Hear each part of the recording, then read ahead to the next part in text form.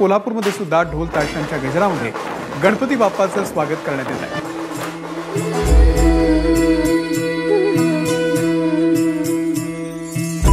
मंगलकारी जगत अधिकारी कर्मरूपी वाटेवरचा तू पालनहारी।